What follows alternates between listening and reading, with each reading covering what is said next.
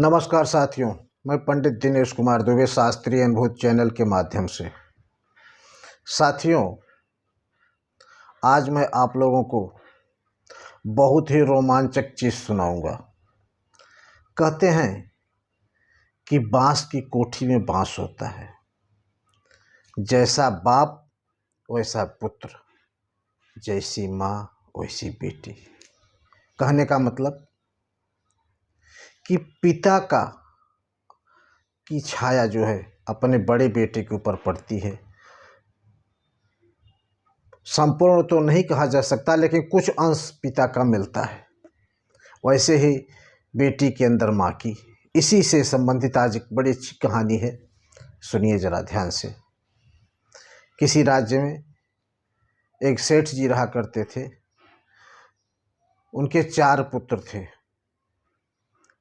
4 में से 3 की शादियां हो चुकी थी, चौथा बाकी था। उसके शादी की चर्चा चल रही थी। शादी विवाह को लेकर एक जगह देखा देखी हो भी गई थी। तो जब रिश्ता तय करने की बात आई तो पता चला कि भाई लड़की की माँ कुएं में गिर के मर गई थी। इस बात को लेकर सेठ जी आए और लड़के की माँ से कहा शादी और तो सब ठीक है, लेकिन लड़की की माँ कुएं में गिर के मर गई है, ऐसा सुनने में आया है। तो लड़के की माँ ने कहा कि लड़की की माँ कुएं में गिर के मर गई है, लड़की तो नहीं मरी ना, और तुमको शादी तो लड़की से करना है। तो बोले ठीक है, अगर तुम्हारी ये इच्छा है तो कर लेते हैं। सेठ जी का मन तो नहीं था, फिर भी शादी कर लिए। देखिए, पुराने ज़माने में लोग जब शादी विवाह करते थे तो कुल खानदान, माता पिता कैसे हैं, उसकी संतानें कैसी हैं, उसके आजा नाना, उसकी ननिहाल कहाँ था, बड़ा खोजबीन करते हैं। और करना भी चाहिए, देखना भी चाहिए, ये बहुत अच्छी चीज़ है। तो लड़के की शादी हो गई। शादी होने के बाद सेठ के मन में आया कि क्यों न इसकी परीक्षा ली जाए।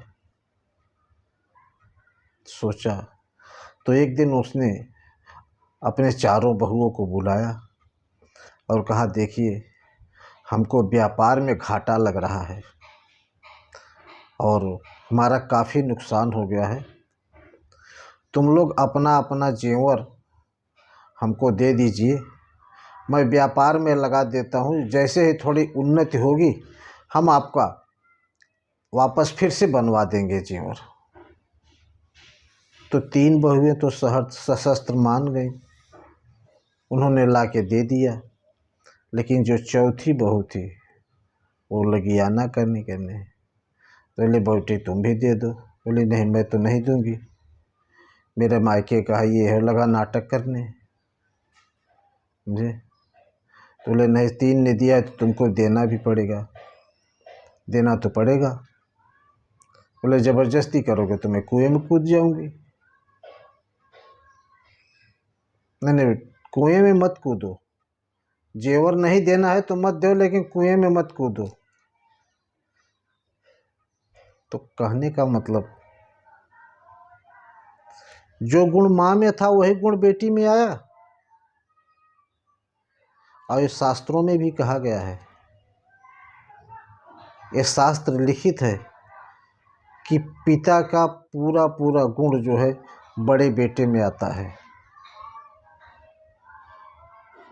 और उसी तरह माँ का गुण बेटी में आता है।